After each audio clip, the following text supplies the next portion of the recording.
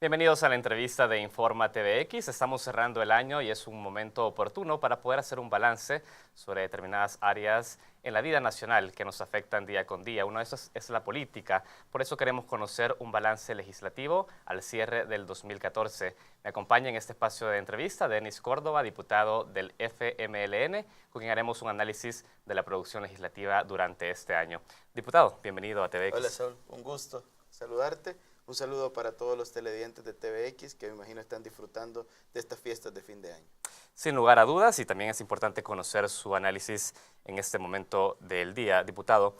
Lo que quiero conocer es el balance que realiza específicamente el FMLN, digamos, durante el año en cuanto a la producción legislativa. La semana pasada ustedes han presentado un balance legislativo de ese trabajo. Coméntenos qué destaca el FMLN en cuanto al trabajo legislativo en 2014. Bueno, este año estuvo lleno de mucho trabajo en la Asamblea Legislativa. Hubieron muchas iniciativas de ley. Cabe destacar algunas de ellas. Por ejemplo, en la Comisión de Trabajo y Previsión Social hemos estado discutiendo dos leyes importantes y fundamentales. Vamos muy avanzados en la discusión del Código Procesal de Trabajo, que es una herramienta legal que vendrá a cambiar la manera en cómo se hacen los juicios laborales en este país. Hemos también estado revisando la ley de organización y funciones que tiene el Ministerio de Trabajo para tratar de adecuarla a los tiempos modernos. Esa ley ya va a cumplir casi 20 años ya y es necesario hacer algunas modificaciones. En el caso de la Comisión de Reformas Electorales ha estado muy activa también, principalmente por algunas sentencias de la Sala de lo Constitucional que nos ha puesto a debatir en el seno de la Comisión, pero también la Comisión ha dado leyes importantes como la conformación de los consejos municipales plurales, que aunque hubo intentos por modificar esta legislación, no se lograron los votos necesarios para que esto entre en vigencia hasta el 2018. Así que también hemos estado discutiendo mucho en la Comisión de Hacienda y especial del presupuesto lo que respecta al presupuesto general de la Nación.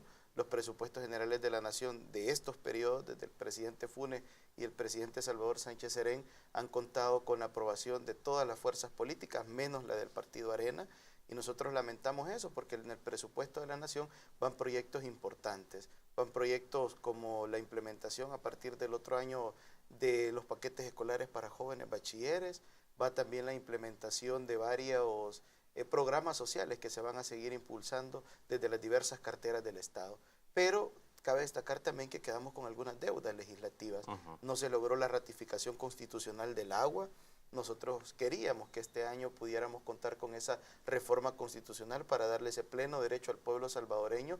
También quedamos pendientes en la aprobación de préstamos por un monto de 651 millones de dólares, que esos préstamos están destinados para la productividad en el área agrícola, otros préstamos se van a focalizar en el tema de juventud, otros préstamos que van enfocados para el área de turismo, es decir, una gama de inversión que se iba a hacer en el país y que lastimosamente no logramos contar. Pero también de lo importante, cabe destacar la ratificación que se hizo para reconocer a los pueblos originarios. Eso también se aprobó este año y por eso nosotros consideramos como un balance positivo, aunque han quedado algunas deudas pendientes. Usted ha hablado de deudas pendientes, habla de una ley general de aguas, habla de una ratificación al derecho de la sana alimentación en la Constitución. ¿Cómo está analizando el FMLN las resistencias que existen aún dentro de la Asamblea Legislativa para poder avanzar en esos derechos fundamentales de las personas? Sí, nosotros lamentamos en este final de año que no hayamos logrado avanzar meramente por posiciones que pretenden la privatización. En el caso del agua, una privatización. El debate es cómo va a estar conformada la Comisión Nacional del Agua. Es decir, ¿es una razón meramente económica la que está bloqueando la ratificación de sus derechos? Es correcto, es prácticamente eso, porque el Partido Arena y el partido del PCN y algunos diputados del partido Gana lo que pretenden es que los entes privados sean los que dirijan la Comisión Nacional de Agua que se crearía, que estaría velando por todo el recurso hídrico del país. Nuestra propuesta es que las instituciones públicas son las que deben de tener primacía por sobre los privados que estén representados ahí. No nos oponemos a que los privados participen, pero sí estamos claros también de que no pueden ser ellos los que tengan mayoría en ese consejo. Y también con el tema de la soberanía alimentaria del pueblo salvadoreño, nosotros hicimos otro intento, también en la misma plenaria hemos hecho varios intentos, pero en la última plenaria que hicimos por la soberanía alimentaria, el Partido de Arena quiso chantajear, es decir, ustedes, nosotros aprobamos esto, pero si ustedes nos dan a cambio otra propuesta que traían ellos también en el marco de la ratificación, cosas total y diametralmente opuestas, contrarias, que nada tenía que ver con la discusión que en ese momento estábamos llevando en el Pleno. Entonces es una resistencia ilógica y nosotros esperamos pues de que este próximo año, ya que estamos en un par de días para cerrarlo, para entrar al nuevo año, podamos contar con esos votos necesarios que se requieren para aprobar tanto la Ley General de Agua como la ratificación constitucional de la soberanía alimentaria y del derecho al agua. Ahora, entendemos que la aprobación y ratificación constitucional o aprobación de leyes, por supuesto, está basada en una aritmética legislativa. ¿El FMLN piensa avanzar en una estrategia para poder convocar a fuerzas aliadas dentro de la Asamblea Legislativa y poder avanzar en esos temas que no requieren precisamente, en algunos casos, una mayoría absoluta, sino una mayoría relativa? Sí, nosotros hemos estado en pláticas permanentes con los demás partidos políticos, hemos logrado sacar algunas leyes, algunos préstamos y algunas reformas también de leyes con 56 o 43 votos.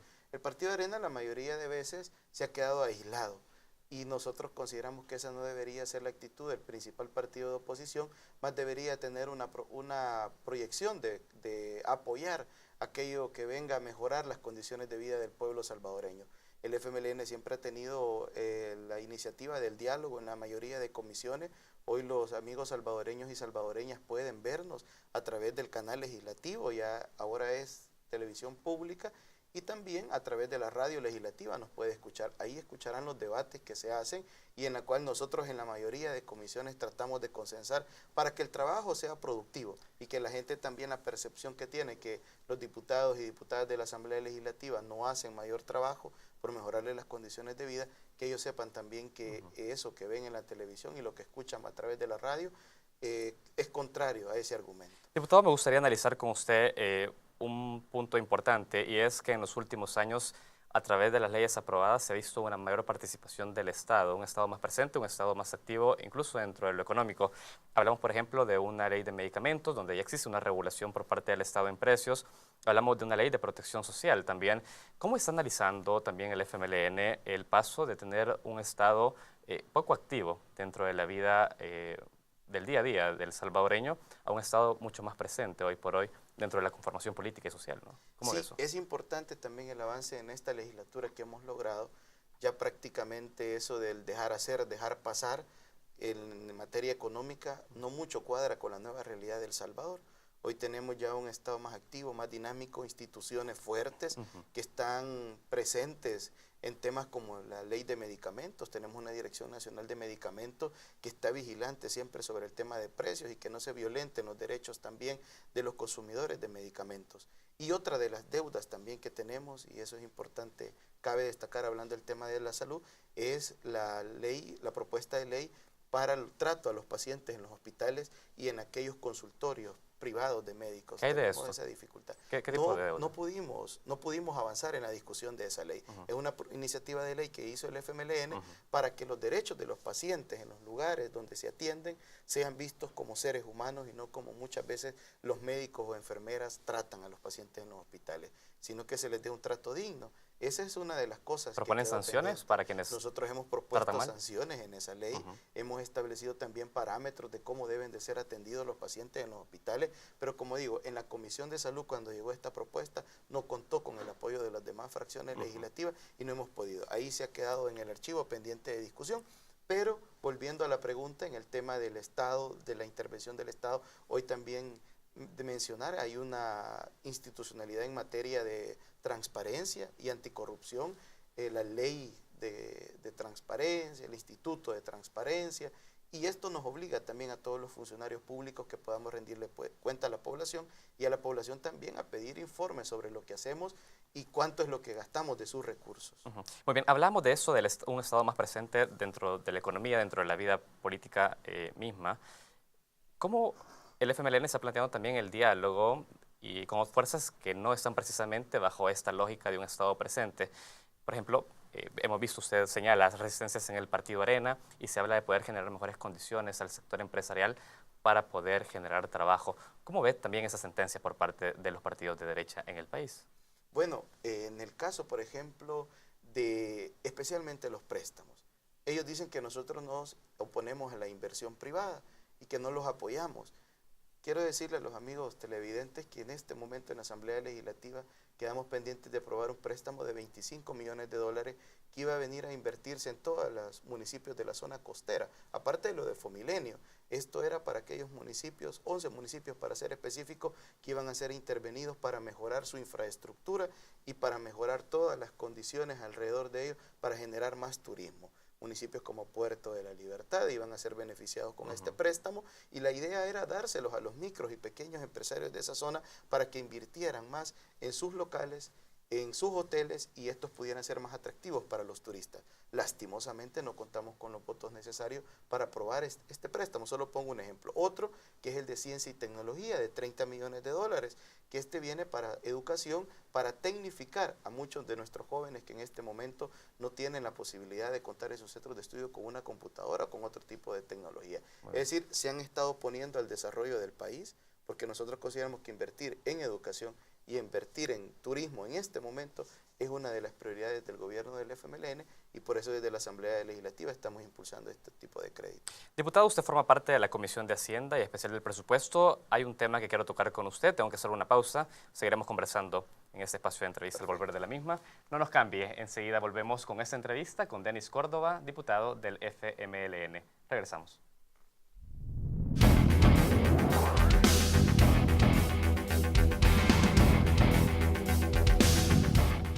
Continuamos con la entrevista de Informa TVX. Me encuentro conversando con Denis Córdoba, diputado del FMLN. Estamos cerrando el año y es importante hacer un balance legislativo de este 2014.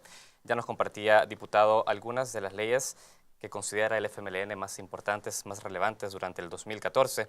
Yo quiero hablar de un elemento importante sobre la sostenibilidad fiscal del país. Se han hecho señalamientos sobre lo importante que es revisar la deuda pública de El Salvador. Usted ha hablado de préstamos que no fueron aprobados durante esta legislatura y que iban a poder dinamizar de alguna forma la inversión privada. Ahora, ¿hasta qué momento llega El Salvador a endeudarse? Es decir, ¿existe una estrategia para decir hasta acá nos endeudamos y ahora ponemos a dinamizar los préstamos que ya están hechos para poder tener producción propia y poder generar recursos propios? Sí, uno de los mecanismos que nosotros vamos a comenzar a discutir, de hecho ya lo agendamos en la última Comisión de Hacienda que hubo este año, es para que la primera reunión de la Comisión de Hacienda del próximo comencemos a discutir la ley de responsabilidad fiscal.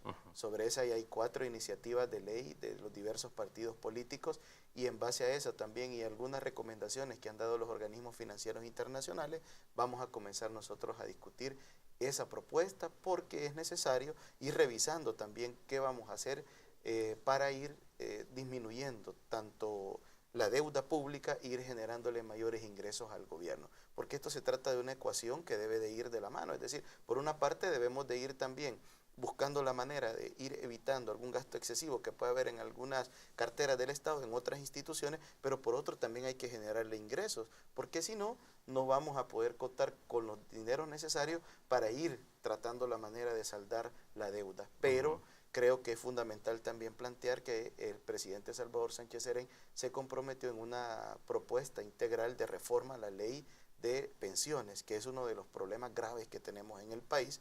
Cada vez son más los jubilados y la ley de pensiones es una cosa totalmente aberrante. Es decir, alguien que se termina su pensión en un ente privado obliga al Estado a que le siga pagando esa pensión durante el tiempo que siga viviendo.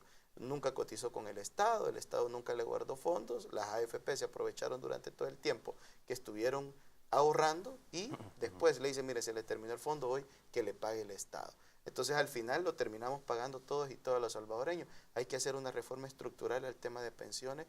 Este gobierno se ha comprometido y nosotros que vamos a estar en la Asamblea Legislativa en el 2015-2018 vamos a buscar la manera también que desde ahí apoyar al gobierno para que todas estas iniciativas puedan tener eco en la Asamblea y podamos sacar este tipo de reformas para en beneficio de la población. Ahora, a propósito de la reforma integral de pensiones, el FMLN tiene una propuesta concreta y se lo pregunto porque también diversas organizaciones que trabajan en el tema, Fundaungo, una de ellas, habla de una reforma estructural, tal como usted señala, que también tiene que pasar por el tema de igualdad de género, incluso dentro del sistema de pensiones, es decir, que las mujeres tengan también la posibilidad de cotizar al mismo tiempo que los hombres. Y se habla también de otros temas como poder incorporar a trabajadores que no están dentro del sector formal. ¿Qué tipo de propuestas está presentando el FMLN en ese sentido? Bueno, nosotros a detalle todavía no tenemos una claridad sobre lo que se le va a presentar al país en materia de reforma estructural de pensiones. Estamos esperando que el Ejecutivo termine de elaborar la propuesta que hoy llevan, enviar a la Asamblea Legislativa y en base a esas propuestas revisarla y ver qué cosas se pueden adecuar y qué cosas podemos aprobar tal cual son enviadas. Por eso creo que es importante decirle al pueblo salvadoreño que vamos a trabajar toda esta legislatura 2015-2018 para que ese problema grave que tiene el país en materia de pensiones podamos solucionarlo. Lo que sí nos puede asegurar es que en la legislatura 2015-2018 viene sí o sí esta discusión reforma Sí, integral de pensiones. tenemos que hacerla, definitivamente tenemos que hacerla porque es una de las propuestas que hizo el presidente Salvador Sánchez Serén. El ministro de Hacienda también ha dado algunos parámetros sobre los cuales hay que comenzar a discutir sobre esto y en base a eso es que nosotros vamos y esperamos recibir esa propuesta ya sea el próximo año o al menos en la legislatura 2015-2018. Excelente. Diputado, quiero volver al tema de la responsabilidad fiscal. Sabemos que en comisión por lo menos hay dos propuestas. Arena ha presentado una y el FMLN también propone otra. Dentro del esquema del FMLN, ¿cómo se define una responsabilidad fiscal? Nosotros creemos que hay que ser responsable fiscalmente, pero sin necesidad de quitar esos programas sociales o quitarle fondo a los programas sociales, que es una de las propuestas que tiene Arena. Y también nos lo decían algunos consultores que vinieron y se reunieron con la Comisión de Hacienda. No es posible que nosotros nos vayamos a poner metas totalmente arriba para poder ser responsables fiscalmente ante el mundo, pero aquí en el país vamos nosotros con ese tema de la responsabilidad a quebrar a los más pobres de este país. No podemos hacer eso, porque si nosotros nos ponemos una meta, un ejemplo, de decir, miren, este año el Estado hay que ahorrarnos 100 millones de dólares, pero ¿de dónde vamos a sacar? Vamos a quitar los paquetes escolares, no podemos quitar los programas sociales, no podemos quitar la pensión básica universal, no podemos quitar Ciudad Mujer. Entonces hay que ser responsable en el tema fiscal, pero sin apartar o dejar de lado esos programas sociales que tanto llegan a la población más vulnerable de este país. Ahora, pero si no quita, como usted ha señalado, la otra opción es aumentar la carga tributaria. Digamos, en ese dilema, el FMLN estaría más de acuerdo en seguir avanzando en otro tipo de reformas de carácter fiscal y avanzar en otros impuestos, diputado. Nosotros hasta el momento nuevos impuestos no nos hemos planteado discutir, más los que ya fueron aprobados este año, que es el tema de las transacciones financieras, el impuesto a los periódicos y otros que se hizo sobre algunas otras iniciativas que hicimos este año para generarle más ingresos al Estado. Solo eso estamos esperando que el próximo año deje entre 120 y 140 millones de dólares, que servirá para seguir promoviendo y seguir impulsando esos programas sociales que tiene el gobierno, pero también servirá para un poco ir amortizando parte de la deuda que se tiene. Es decir, estamos tratando de hacer ese balance, pero tampoco vamos a sacrificar a través de una ley de responsabilidad fiscal la inversión social que a partir del quinquenio del presidente Funes y este año y medio del presidente 6 meses del presidente Salvador Sánchez Serén se han impulsado. Ahora, entiendo que la propuesta del FMLN también va encaminada a unas responsabilidades del sector privado, específicamente en aspectos como la evasión y la ilusión. ¿Sí? Sobre ese tema, digamos, cómo al hacer esta propuesta tampoco se está atentando, como se ha señalado desde algunos sectores, a la inversión privada, o no se ahuyenta o no se generan incentivos. ¿Usted cómo evalúa esa discusión? Sí, nosotros creemos que el tema de la evasión y la ilusión es uno de los problemas graves. Son más de 1.000 millones de dólares los que cada año deja de percibir el Estado en materia impositiva por toda esta evasión y ilusión que hacen algunos malos empresarios, porque no son todos. Hay buenos empresarios que pagan sus impuestos a tiempo y como se debe, tal como lo establece la ley, pero hay otros que buscan algunos portillos que la misma ley deja para poder evadir y para poder eludir. Por eso yo creo de que en esto es fundamental también hacerle llamado a todos los empresarios del país que es necesario seguir invirtiendo en el país y nosotros hemos generado las condiciones y la confianza necesaria para seguirlo haciendo. Y también el gobierno ha hecho el esfuerzo con el tema de la amnistía fiscal, así se le denominó, que la sala lo declaró inconstitucional, todavía no sabemos por qué, que permitía que todos aquellos que estaban morosos con el Estado perdonárseles los intereses y multas que estaban establecidos y se logró recaudar más o menos unos 20 millones de dólares, pero que después de eso, pues que la sala lo declarara inconstitucional, hemos tenido esa dificultad que ya se han dejado de percibir los fondos porque los empresarios prefieren estar todavía en la sala de lo contencioso administrativo peleando esto y no pagando los impuestos tal como establece la ley. Excelente. Diputado, sin duda es un tema que nos llevaría mucho tiempo seguir discutiendo. Por ahora ha sido importante conocer esa opinión que usted nos brinda. Yo tengo que cerrar la entrevista, pero me gustaría, antes de despedirlo, usted seguramente será de los diputados más jóvenes dentro de la Asamblea Legislativa. ¿Qué propuestas podríamos esperar desde la juventud, en beneficio también de este importante sector de la población, durante la legislatura 2015-2018? Bueno, este año hubo un congreso de juventudes realizado por el INJUVE. Ahí salieron muchas propuestas de las organizaciones juveniles para la Asamblea Legislativa y nosotros hemos retomado algunas de ellas. Por ejemplo, hacerle reformas puntuales a la Ley de Juventud para hacer más participativo el Consejo Nacional de la Persona Joven, más inclusivo, que haya representación de todo el país. También hemos establecido con algunas organizaciones juveniles y estábamos viendo principalmente con las organizaciones juveniles universitarias privadas, que ya hay algunos movimientos juveniles por ahí, el fijar cuotas en algunas universidades, porque tenemos el problema que las universidades privadas de la noche a la mañana le aumentan a los aranceles, le aumentan a la cuota que pagan. Fijar cuotas es congelarlas. Correcto, o buscar un mecanismo que permita que los estudiantes participen a la hora de que una universidad privada fije cuotas o establezca cuotas, porque en la Ley de Educación Superior no existe ningún mecanismo legal. Un estudiante hoy entra pagando $50, pero cuando termina su carrera termina pagando casi $400. Consideramos de que eso no puede ser y debemos también de parar ese tipo de abusos. Esa es una propuesta que llevamos, pero también como responsabilidad también tenemos, que seamos jóvenes, la responsabilidad de legislar para todo un país y ahí vamos a estar nosotros como diputados del FMLN buscando los consensos necesarios para aprobar leyes que vayan a mejorarle las condiciones de vida a los salvadoreños y salvadoreñas. Diputado Denis Córdoba, diputado del FMLN, ha sido importante su balance legislativo al cierre del 2014. Quiero agradecerle su tiempo. Gracias, Saúl, y nuevamente un saludo y espero que estas fiestas, ya que se acercan de fin de año, todos y todas las podamos pasar en paz y en armonía. Excelente. Muchísimas gracias a ustedes también que nos acompañan día con día en este espacio de entrevista. Nosotros agradecemos su fiel sintonía y esperamos que este balance legislativo también le pueda servir para tomar insumos y conocer la situación de El Salvador. Agradecemos su sintonía. Nosotros tenemos más información, ya volvemos.